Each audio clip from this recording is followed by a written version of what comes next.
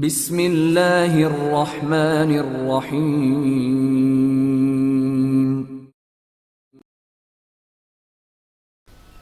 Grass dam, Imran series, مصنف مظہر کلیم MA۔ Super Fayyaz اپنے office میں بیٹھا ہوا تھا۔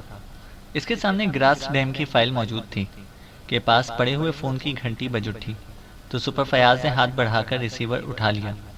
یس، سپر فیاض نے تحکمانہ لہجے میں کہا۔ انسپکٹر رضا بول رہا ہوں سر۔ دوسری طرف سے ایک قدرے چہکتی ہوئی آواز سنائی دی۔ انسپکٹر رضا 6 ماہ قبل سینٹرل انٹیلیجنس میں شامل ہوا تھا۔ وہ نہ صرف اعلیٰ تعلیم یافتہ تھا بلکہ انتہائی ذہین، تیز اور فعال شخصیت کا مالک تھا۔ انٹیلیجنس میں آنے سے قبل اس نے گریٹ لینڈ میں باقاعدہ عملی تربیت بھی حاصل کی تھی اور انٹیلیجنس میں شامل ہوئے گو اسے بہت کم عرصہ ہوا تھا، لیکن اس کے باوجود اس نے خاصے اہم کارنامے سر انجام دیے تھے۔ سپر فیاض ایسے آدمیوں کے ہمیشہ خلاف رہتا تھا کیونکہ اس طرح وہ سمجھتا تھا کہ ڈائریکٹر جنرل کے سامنے اس کی حیثیت کم ہو سکتی ہے۔ لیکن دلچسپ بات یہ تھی کہ انسپکٹر رضا سے سپر فیاض بھی بےحد خوش تھا، کیونکہ انسپکٹر رضا سپر فیاض کی کمزوریاں سمجھتا تھا، اس لیے وہ اس کی باقاعدہ خوشامد کیا کرتا تھا اور اپنے آپ کو بڑے فخریہ لہجے میں سپر فیاض کا شاگرد کہا کرتا تھا۔ یہی وجہ تھی کہ سپر فیاض بھی دوسرے سینئر انسپکٹرز کی نسبت اہم کاموں کے سلسلے میں اسے ہی ترجیح دیا کرتا تھا۔ پھر میں کیا کروں؟ کیا میں آفس میں اس لیے بیٹھا ہوا ہوں کہ تمہاری کوئی جیسی آواز سنتا رہوں؟ سپر فیاض نے بری طرح جھلائے ہوئے لہجے میں کہا۔ وہ دراصل اس گراس ڈیم کے کیس کے سلسلے میں بے حد پریشان تھا، کیونکہ سر عبدالرحمان نے اسے انتہائی سنجیدگی سے دھمکی دی تھی کہ اگر اس نے جلد از جلد اس کیس کو مکمل نہ کیا تو اس کا انجام اچھا نہ ہوگا، اور سپر فیاض جانتا تھا کہ سر عبدالرحمان اگر اپنی ضد پر اڑ گئے تو پھر واقعی اس کا انجام اچھا نہیں ہو سکتا۔ لیکن باوجود کوشش اور غور کے وہ اس کیس میں کوئی معمولی سا کلو بھی حاصل نہ کر سکا تھا، اور یہی وجہ تھی کہ وہ انسپکٹر رضا پر بغیر کسی وجہ کے چڑھ دوڑا تھا۔ سوری سر، میں نے آپ کو ڈسٹرب کیا۔ آپ یقیناً کوئی اہم بات سوچ رہے ہوں گے۔ انسپکٹر رضا کا لہجہ یکلخت خوش آمدانہ ہو گیا تھا۔ تو اور کیا، تم یہ سمجھتے ہو کہ میں دفتر میں بیٹھ کر غیر اہم باتیں سوچتا رہتا ہوں، احمق آدمی؟ بہرحال بولو، کیوں فون کیا ہے؟ سپر فیاض نے منہ بناتے ہوئے کہا۔ گو اس کا لہجہ پہلے سے نرم تھا، لیکن بہرحال اس میں جھنجھلاہٹ کا عنصر اب بھی موجود تھا۔ میں نے گراس ڈیم کے مجرموں کا کلیو تلاش کر لیا ہے، دوسری طرف سے انسپکٹر رضا نے کہا تو سپر فیاض بے اختیار اچھل پڑا۔ اوہ ویری گڈ، تم واقعی اچھا آدمی ہو، جلدی بتاؤ کہاں ہے مجرم، جلدی بتاؤ، سپر فیاض نے انتہائی بے چین سے لہجے میں کہا۔ سر، مجرم جس کار میں گراس ڈیم گئے تھے، میں نے بڑی زبردست جد و جہد کے بعد اس کا سراغ لگا لیا ہے۔ یہ کار چیف کلب کے نام سے رجسٹرڈ ہے۔ چیف کلب کے مینیجر مارٹی سے میں ملا تو اس نے بتایا کہ یہ کار گزشتہ 2 ہفتوں سے ورک شاپ میں ہے۔ اس نے مجھے اس سلسلے میں کاغذات بھی دکھائے۔ میں وہاں سے ورک شاپ گیا تو کار وہاں موجود تھی، اور وہاں سب نے یہی جواب دیا کہ کار واقعی 2 ہفتوں سے یہاں موجود ہے، اور ان 2 ہفتوں کے دوران وہ ورک شاپ سے باہر نہیں گئی۔ لیکن میں نے ورک شاپ کے رات کے چوکیدار کو ڈھونڈ نکالا۔ جب میں نے اسے جیل میں ڈلوانے کی دھمکی دی تو اس نے زبان کھول دی۔ اس نے بتایا کہ ایک شام ورک شاپ بند ہونے کے بعد ورک شاپ کا آدمی یونس آیا اور کار لے کر چلا گیا، اور پھر یہ کار رات کے پچھلے پہر واپس آئی۔ اس یونس نے چوکیدار کو بھاری رقم دی تھی کہ وہ اپنی زبان بند رکھے۔ اس کے بعد یونس غائب ہو گیا۔ اس نے ورک شاپ سے طویل رخصت لے لی۔ میں نے یونس کی رہائش گاہ بھی معلوم کر لی ہے، اور میں جب وہاں گیا تو وہاں تالا تھا۔ ہمسایوں نے بتایا کہ یونس یہاں پر اکیلا رہتا تھا، اور گزشتہ 1 ہفتے سے وہ رہائش گاہ پر نہیں آیا۔ وہاں محلے داروں سے البتہ مجھے یہ بات معلوم ہو گئی ہے کہ یونس کا بھائی عالم مشہور بدماش ہے۔ وہ لاسانی ٹاؤن کے مشہور گنڈے راجو کا دستے راست ہے۔ اس راجو کا اس پورے علاقے میں ہولڈ ہے۔ اس کا ایک ہوٹل اس علاقے میں موجود ہے جہاں کھلے عام منشیات فروخت ہوتی ہے اور جوا بھی ہوتا ہے۔ اب میں وہاں جا رہا تھا کہ میں نے سوچا کہ آپ کو اطلاع دے دوں، انسپکٹر رضا نے تفصیل سے بتاتے ہوئے کہا۔ تم اس وقت کہاں سے کال کر رہے ہو؟ سپر فیاض نے پوچھا۔ اس علاقے کے پبلک فون بوتھ سے، جہاں یونس کی رہائش گاہ ہے، انسپکٹر رضا نے جواب دیا۔ ٹھیک ہے، تم وہاں سے لاسانی ٹاؤن کے اس راجو ہوٹل پہنچو، میں خود بھی وہاں پر آ رہا ہوں۔ اور سنو، تم نے میری ہدایت کے مطابق کام کرنا ہے، سپر فیاض نے تیز لہجے میں کہا۔ یس باس، دوسری طرف سے کہا گیا تو سپر فیاض نے ریسیور رکھا اور سامنے موجود فائل بند کر کے اس نے میز کی دراز میں رکھی اور اٹھ کر بیرونی دروازے کی طرف بڑھ گیا۔ البتہ اٹھ کر اس نے دروازے کی طرف مڑتے ہوئے اسٹینڈ پر موجود اپنی کیپ اٹھا کر سر پر رکھ لی تھی۔ تھوڑی دیر بعد اس کی جیپ انتہائی تیزی سے لاسانی ٹاؤن کی طرف بڑھی چلی جا رہی تھی۔ لاسانی ٹاؤن پہنچ کر اس نے جلد ہی راجو کا ہوٹل تلاش کر لیا۔ یہ ایک کافی بڑا لیکن عام سا ہوٹل تھا۔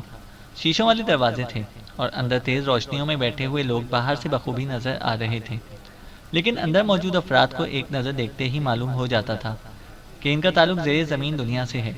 البتہ زیر زمین دنیا کے بھی انتہائی تھرڈ کلاس طبقے سے ان کا تعلق نظر آتا تھا۔ جیسے ہی سپر فیاض کی سرکاری جیپ ہوٹل کے باہر رکی، سپر فیاض نیچے اترا ہی تھا کہ ایک طرف سے درمیانے قد لیکن ورزشی جسم کا نوجوان، جس کے جسم پر عام سا سوٹ تھا، تیزی سے سپر فیاض کی طرف بڑھا۔ یہ انسپکٹر رضا تھا۔ تم یونیفارم میں نہیں ہو انسپکٹر رضا؟ سپر فیاض نے اسے دیکھتے ہی بگڑے ہوئے لہجے میں کہا۔ سر، یونیفارم کی وجہ سے لوگ ڈرتے ہیں اور کھل کر بات نہیں کرتے، اس لیے میں فیلڈ میں کام کرتے وقت یونیفارم استعمال نہیں کرتا، انسپکٹر رضا نے مسکراتے ہوئے جواب دیا۔ آؤ، سپر فیاض نے کہا اور مڑ کر تیز تیز قدم اٹھاتا وہ ہوٹل کے مین گیٹ کی طرف بڑھ گیا۔ پھر وہ جیسے ہی ہال میں داخل ہوا، اس نے بے اختیار نتنے پھیلائے کیونکہ اندر منشیات کی انتہائی مکروہ بو موجود تھی۔ اس نے ایک نظر ہال میں موجود افراد پر ڈالی۔ سب چھٹے ہوئے گنڈے اور بدماش نظر آ رہے تھے، لیکن اس وقت ان میں سے کوئی بھی منشیات استعمال نہ کر رہا تھا۔ شاید سرکاری جیپ اور سپر فیاض کی یونیفارم دیکھ کر ہنگامی حالت میں سب کچھ روک دیا گیا تھا۔ سپر فیاض تیزی سے مڑا اور ایک طرف بنے ہوئے کاؤنٹر کی طرف بڑھ گیا، جس کے پیچھے ایک لمبے لمبے بالوں والا پہلوان نما آدمی کھڑا تھا، جس کے جسم پر تیز سرخ رنگ کی ہاف آستین کی شرٹ اور جینز کی تنگ پتلون تھی۔ شرٹ پر سامنے کی طرف ایک نیم اریاں لڑکی کی تصویر بنی ہوئی تھی۔ اس پہلوان نما آدمی کے لمبے بال اس کے کاندھوں پر پڑ رہے تھے۔ اس کے چہرے پر زخموں کے کئی مندمل نشانات تھے، جس کی وجہ سے اس کا چہرہ کافی وحشت ناک نظر آ رہا تھا۔ راجو کہاں ہے؟ سپر فیاض نے کاؤنٹر کے قریب پہنچتے انتہائی غصیلے لہجے میں کہا۔ استاد موجود نہیں ہے، اس پہلوان نما آدمی نے منہ بناتے ہوئے جواب دیا۔ اس کا دست راست عالم کہاں ہے؟ سپر فیاض نے بھی بگڑے ہوئے لہجے میں کہا۔ وہ بھی استاد کے ساتھ گیا ہوا ہے، پہلوان نما گنڈے نے پہلے سے زیادہ بگڑے ہوئے لہجے میں کہا۔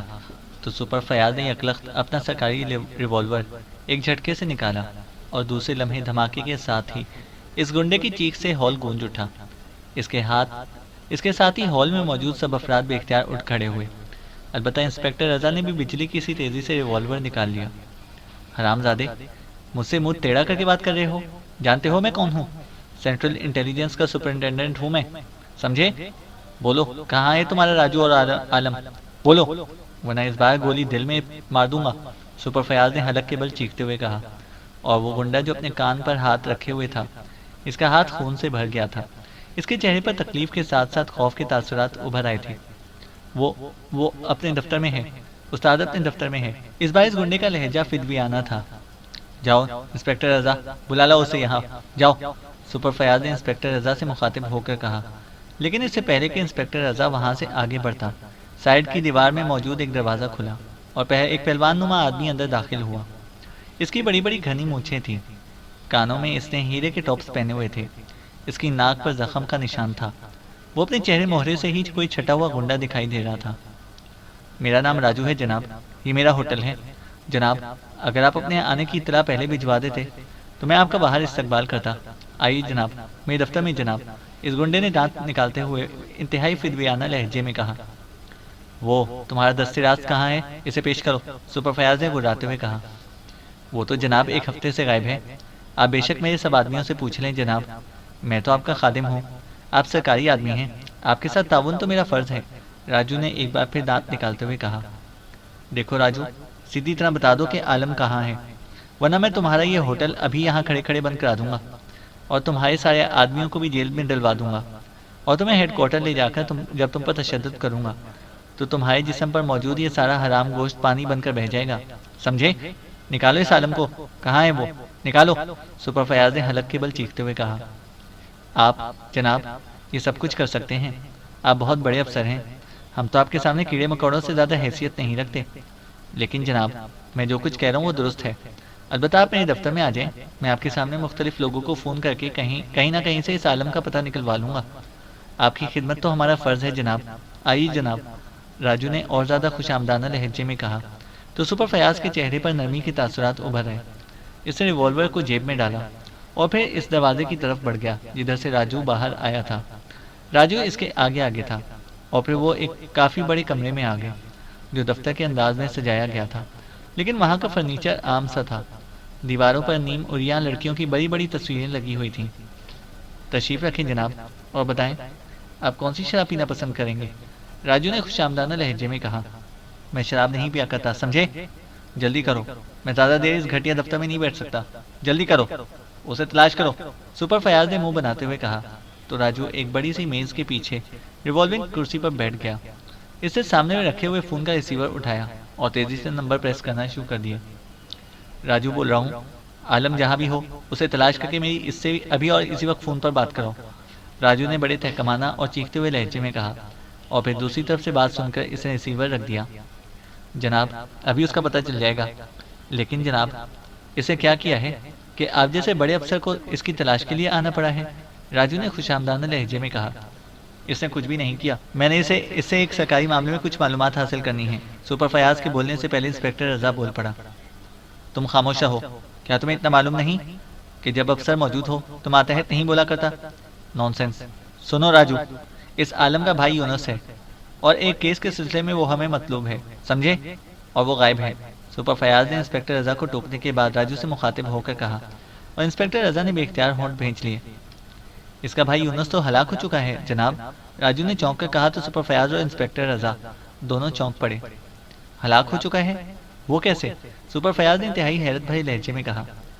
جناب 2 روز پہلے اسے کسی نے ہوٹل ماشوری کے برآمدے میں گولی مار کر ہلاک کر دیا تھا۔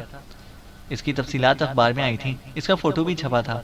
1 منٹ میں دکھاتا ہوں، راجو نے کہا، اور میز کی سب سے نچلی دراز کھول کر اس نے اس میں بھرے ہوئے کافی اخبارات نکالے اور پھر انہیں دیکھ دیکھ کر ادھر ادھر کرنے لگا۔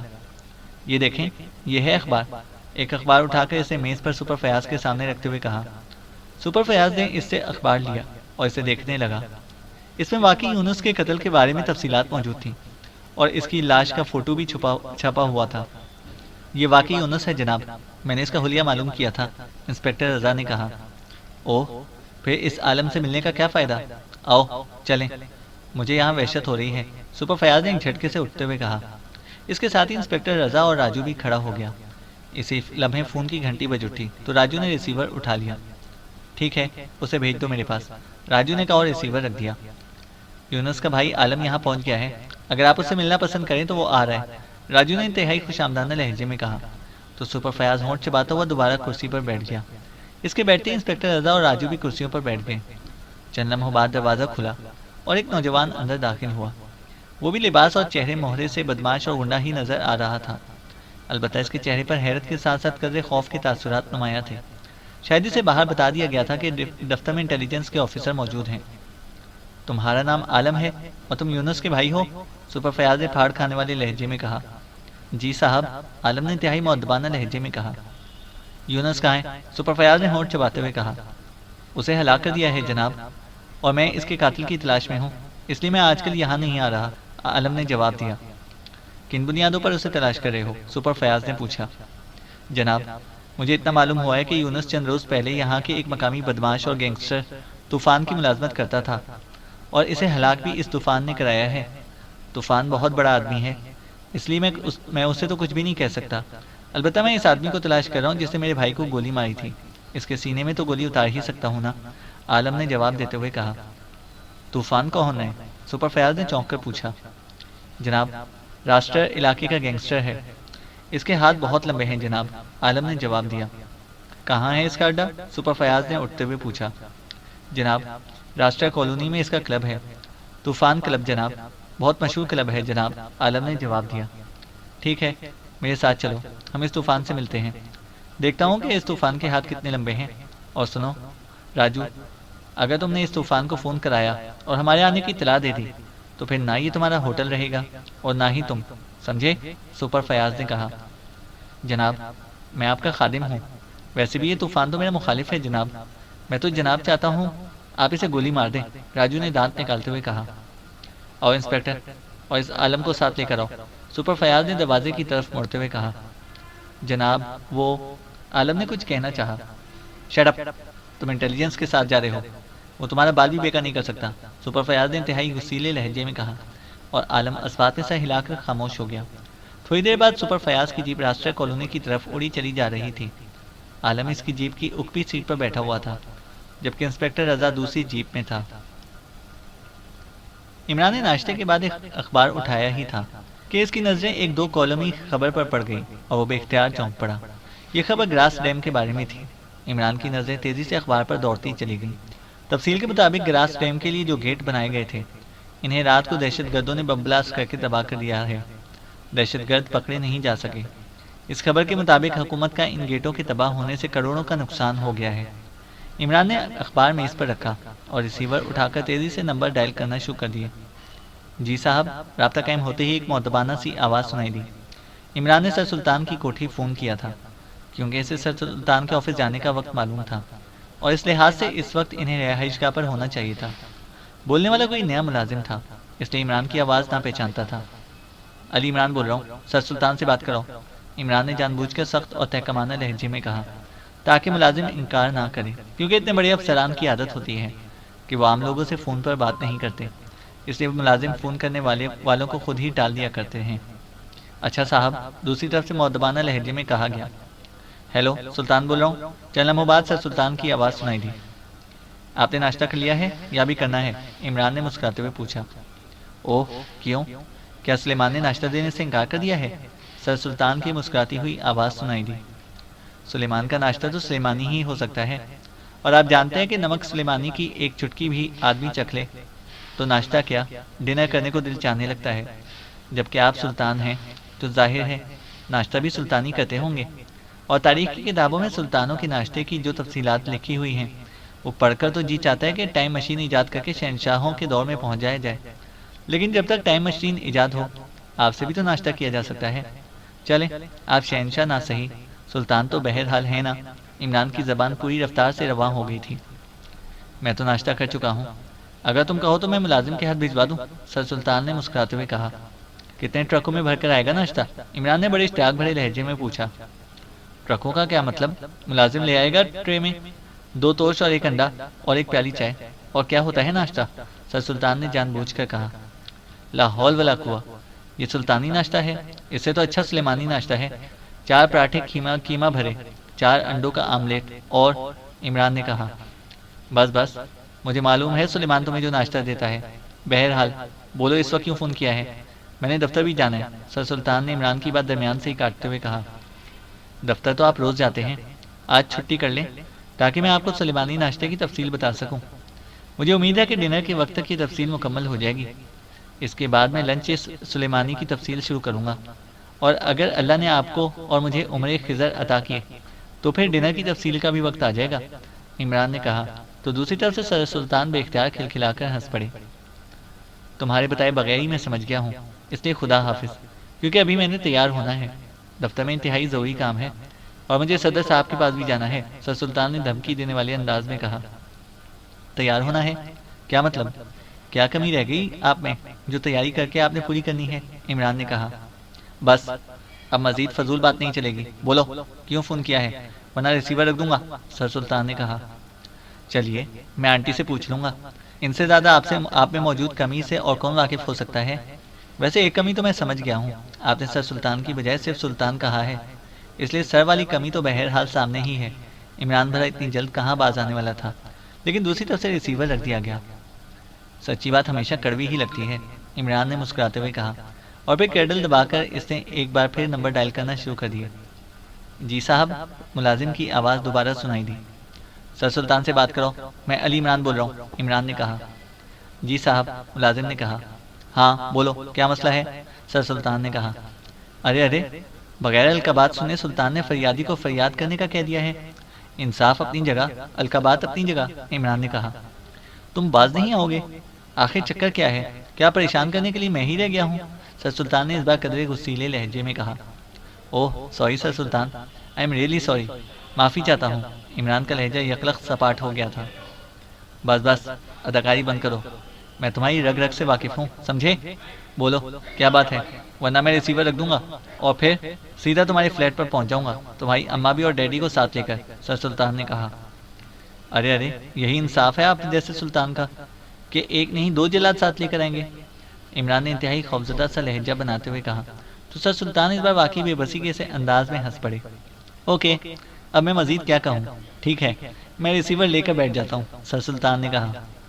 یعنی ابھی تک آپ ریسیور لے کر کھڑے ہیں؟ لا حول ولا قوہ، یہاں فریادی کرسی پر بیٹھا ہے اور سلطان کھڑا ہے، یہ بھلا کہاں کا انصاف ہے؟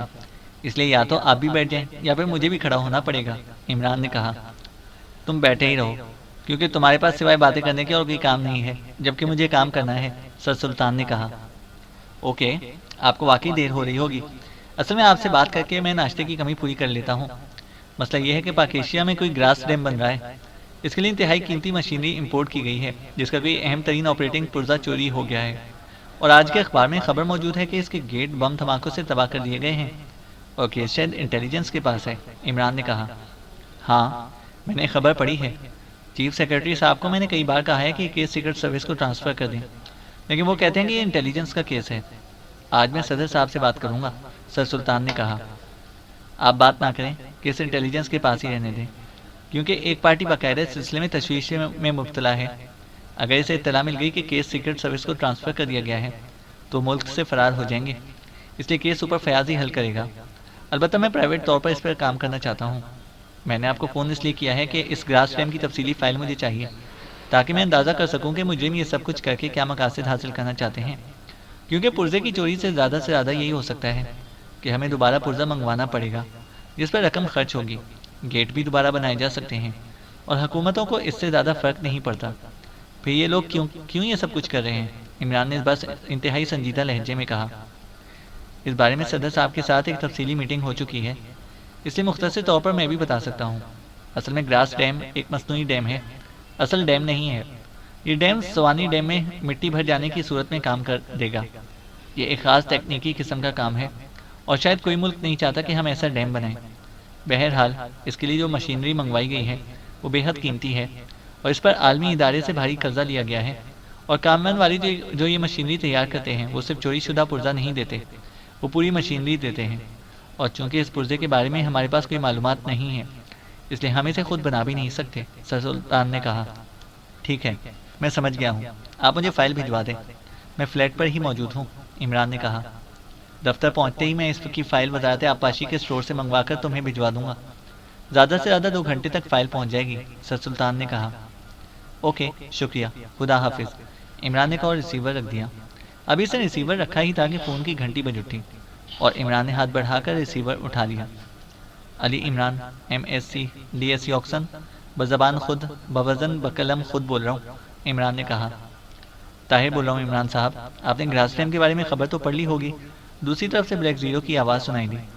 ہاں، نہ صرف پڑھ لی ہے بلکہ سر سلطان کو کہہ کر اس کی تفصیلی فائل بھی بھجوانے کا کہہ دیا ہے، کیونکہ یہ معاملہ مجھے کچھ زیادہ ہی اہم نظر آ رہا ہے، عمران نے سنجیدہ لہجے میں کہا۔ تو آپ یہ کہ سیکرٹ سروس کو ٹرانسفر کرا رہے ہیں؟ بلیک زیرو نے کہا۔ نہیں، کیس تو انٹیلیجنس ہی مکمل کرے گی، کیونکہ سپر فیاض پر پراسرار انداز میں جو تشدد کر کے معلومات کی گئی ہیں، ان سے یہی ظاہر ہوتا ہے کہ وہ اس بات سے خائف ہیں کہ کیس سیکرٹ سروس کو ٹرانسفر نہ ہو جائے، اور میں یہ بات جاننا چاہتا ہوں کہ وہ کیوں خائف ہیں اور ان کے مقاصد کیا ہیں، عمران نے جواب دیا۔ ٹھیک ہے، فائل آپ پڑھ کر مجھے بھجوا دیں تاکہ میں بھی اسے پڑھ لوں، مجھے بھی اس معاملے میں بے حد تشویش محسوس ہو رہی ہے، بلیک زیرو نے کہا۔ اوکے، بھجوا دوں گا، عمران نے کہا، اور دوسری طرف سے خدا حافظ کہہ کر رابطہ ختم ہو گیا۔ تو عمران نے بھی ریسیور رکھ دیا۔ ٹائیگر نے جو اسے رپورٹ دی تھی، اس کے مطابق وہ ان لوگوں کو ٹریس نہ کر سکا تھا جنہوں نے سپر فیاض پر تشدد کیا تھا، جبکہ صفدر اور کیپٹن شکیل کی رپورٹ کے مطابق جیولیٹ ایک بدماش گروپ کی سربراہ ہے، لیکن یہ بدماش گروپ عام بدماشوں پر مشتمل ہے، اس لیے وہ خاموش ہو گیا تھا کہ سپر فیاض خود ہی اس کیس پر کام کر لے گا۔ لیکن آج گراس ڈیم میں ہونے والی دہشت گردی کی خبر کے بعد اس نے فیصلہ کر لیا تھا کہ وہ باقاعدہ اس کیس پر کام کرے گا، اس لیے اس نے فائل منگوائی تھی تاکہ مجرموں کے مقاصد کی درست طور پر تفصیل معلوم کر سکے۔ انتہائی شاندار انداز میں اور انتہائی قیمتی فرنیچر سے سجے ہوئے سٹنگ روم کی ایک کرسی پر ایک ادھیڑ عمر بھاری چہرے اور گنجے سر والا آدمی بیٹھا ہوا تھا۔ اس کے جسم پر انتہائی قیمتی سلیپنگ گاؤن تھا، وہ ایک قیمتی سگار پی رہا تھا اور ساتھ ہی اخبار کے مطالعے میں مصروف تھا کہ پاس پڑے ہوئے کارڈلیس فون کی مترنم گھنٹی بج اٹھی تو اس آدمی نے سگار رکھ دیا اور فون پیس اٹھا کر اس کا بٹن پریس کیا اور اسے کان سے لگا لیا۔ یس، اس ادھیڑ عمر آدمی نے بھاری اور تحکمانہ لہجے میں کہا۔ سردار خان صاحب کی کال ہے جناب، دوسری طرف سے ایک مؤدبانہ آواز سنائی دی۔ کراؤ بات، اس آدمی نے کہا۔ ہیلو، سردار خان بول رہا ہوں، چند لمحوں بعد ایک بھاری اور قدرے تیکھتی ہوئی آواز سنائی دی۔ عالیجہ بول رہا ہوں سردار خان، فرمائیے کیسے کال کی ہے؟ اس ادھیڑ عمر آدمی نے اسی طرح باوقار لہجے میں کہا۔ یہ آج کے اخبار میں گراس ڈیم کے گیٹوں کے بارے میں کیا خبر شائع ہوئی ہے؟ ایسا کس نے کیا ہے؟ سردار خان نے کہا۔ میرے آدمیوں نے، علی جان نے جواب دیا۔ اوہ کیوں؟ میں نے تمہیں صرف وہ پرزہ حاصل کرنے کا کہا تھا۔ پھر اس کارروائی کا کیا مقصد؟ دوسری طرف سے حیرت بھرے لہجے میں کہا۔ پرزے کی چوری کا کیس سیکرٹ سروس کو ٹرانسفر ہونے سے روکنے کے لیے اقدام کیا گیا ہے، علی جان نے ٹھہرے ہوئے لہجے میں کہا۔ کیا مطلب؟ ایک پرزے کی چوری کا کیس سیکرٹ سروس کو کیسے ٹرانسفر ہو سکتا ہے؟ سیکرٹ سروس تو یہ چھوٹے کام نہیں کرتی، سردار خان نے حیرت بھری لہجے میں کہا۔ آپ نے صرف پرزہ چوری کرنے کا کہا تھا۔ ہم سے غلطی ہو گئی کہ ہم نے بھی ایسا ہی کیا۔ اگر ہم مشینری تباہ کر دیتے تب تو اسے دہشت گردی کا ہی کیس سمجھا جاتا اور انٹیلیجنس اور پولیس اس پر کام کرتی، لیکن مشینری کو تباہ کیے بغیر پرزہ چوری ہو جانے سے وہ لوگ اس نتیجے پر پہنچ سکتے ہیں کہ یہ کسی غیر ملکی تنظیم کا کام ہے، اور اس سلسلے میں کیس سیکرٹ سروس کو ٹرانسفر ہو سکتا تھا، اور اگر ایسا ہو جاتا تو پھر لامحالہ ہمیں اس ملک سے طویل عرصے تک غائب ہونا پڑتا، کیونکہ سیکرٹ سروس بے حد تیز اور خطرناک تنظیم ہے۔ اس لیے میرے آدمیوں نے یہ گیٹ بم بلاسٹ کر کے تباہ کیے تاکہ اسے دہشت گردی کا ہی کیس سمجھا جائے، علی جان نے کہا۔ اوہ تو یہ بات ہے، پھر ٹھیک ہے، تم نے اچھا کیا۔ اس کے باوجود اگر سیکرٹ سروس کو یہ کیس ٹرانسفر ہو جائے تو ہمیں یا تمہارے آدمیوں کو گھبرانے کی ضرورت نہیں ہے، کیونکہ وہ کسی طرح بھی تم پر شک نہیں کر سکتے، اور اگر کر بھی لیں تو ان کے پاس کوئی ثبوت ہی نہیں ہو سکتا۔ جہاں تک اس پرزے کا تعلق ہے، اسے ضائع کر دیا گیا ہے، اس لیے وہ کسی صورت بھی برآمد نہیں ہو سکتا، سردار خان نے کہا۔ ٹھیک ہے، اس کے باوجود ہمیں بہرحال محتاط رہنا ہوگا، کیونکہ سیکرٹ سروس کے اختیارات بھی بے حد وسیع ہوتے ہیں اور ان کا کام بھی انتہائی تیز ہوتا ہے، علی جان نے کہا۔ اوکے، خدا حافظ، دوسری طرف سے کہا گیا، اور اس کے ساتھ ہی رابطہ ختم ہو گیا تو علی جان نے فون آف کر کے اسے میز پر رکھا اور سگار اٹھا دیا۔ سگار اس دوران بجھ چکا تھا۔ اسے میز پر موجود سگار سلگانے والا مخصوص لائٹر اٹھایا اور سگار سلگا کر کش لینے لگا۔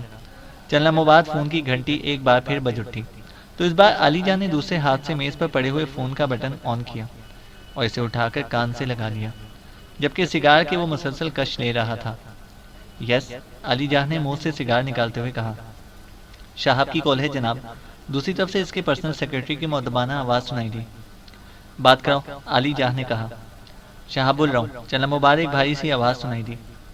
یس، علی جان بول رہا ہوں، علی جان نے کہا۔ کام مکمل ہو گیا ہے، آپ نے اخبار میں پڑھ لیا ہوگا، شہاب نے کہا۔ ہاں میں نے پڑھ لیا ہے، تم آ کر اپنی رقم لے جاؤ، علی جان نے کہا۔ اوکے، میں اور میرا ساتھی اسلم آ رہے ہیں، آپ گیٹ پر کہلوا دیں، دوسری طرف سے کہا گیا۔ اوکے آ جاؤ، علی جان نے کہا، اور اس کے ساتھ ہی اس نے فون آف کر کے میز پر رکھا اور پھر سگار کے یکے بعد دیگرے کئی کش لگا کر اس نے اسے مخصوص ایش ٹرے میں رکھ دیا۔ اس کے ساتھ ہی اس نے میز پر موجود انٹرکام کا ریسیور اٹھایا اور نمبر پریس کر دیے۔ یس ماسٹر بول رہا ہوں، رابطہ قائم ہوتے ہی ایک مردانہ آواز سنائی دی۔ ماسٹر، شہاب اپنے ساتھی اسلم کے ساتھ رقم لینے آ رہا ہے، ان کا استقبال گیٹ پر کرو اور انہیں اسپیشل روم میں لے کر جانا، اور وہاں ان دونوں کو گولیوں سے اڑا کر ان دونوں کی لاشیں بڑھ کی بھٹی میں ڈلوا دینا۔ ان کی کار بھی یہاں سے دور کسی ویران جگہ پر کھڑی کر دینا اور پھر مجھے رپورٹ دینا، سمجھ گئے ہو؟ علی جان نے سرد لہجے میں کہا۔ یس سر، آپ کے حکم کی تعمیل ہوگی سر، دوسری طرف سے کہا گیا، اور علی جان نے ریسیور رکھ کر اخبار اٹھا لیا۔ پھر تقریباً 1 گھنٹے کے بعد انٹرکام کی گھنٹی بج اٹھی تو اس نے ہاتھ بڑھا کر ریسیور اٹھا لیا۔ یس، علی جان نے کہا۔ ماسٹر بول رہا ہوں سر، آپ کے حکم کی تعمیل ہو چکی ہے، دوسری طرف سے کہا گیا۔ کوئی پرابلم؟ علی جان نے کہا۔ نو سر، سب کا مکمل طور پر اوکے ہو گیا ہے، ماسٹر نے جواب دیا۔ کار کہاں پہنچائیے ان کی؟ علی جان نے پوچھا۔ کار کرافٹ کالونی کی ایک ویران جگہ پر پہنچا کر اس میں طاقتور ٹائم بم فٹ کر دیا گیا ہے، اب تک وہ دھماکے سے مکمل طور پر تباہ ہو چکی ہوگی، ماسٹر نے جواب دیا۔ ویری گڈ، یہ تم نے اچھا کیا، اوکے، علی جان نے تحسین آمیز لہجے میں کہا اور ریسیور رکھ دیا۔ اب تمام راستے ختم ہو گئے، اب چاہے سیکرٹ سروس کو کیوں نہ کیس ٹرانسفر ہو جائے، ہم تک کوئی نہ پہنچ سکے گا، علی جان نے بڑبڑاتے ہوئے کہا اور نیا سگار سلگانے میں مصروف ہو گیا۔ اس کے چہرے پر گہرے اطمینان کے تاثرات نمایاں ہو گئے تھے۔ چینل کو سبسکرائب کریں اور بیل آئیکن کو پریس کریں تاکہ ہماری ہر اپڈیٹ آپ کو بر وقت مل سکے۔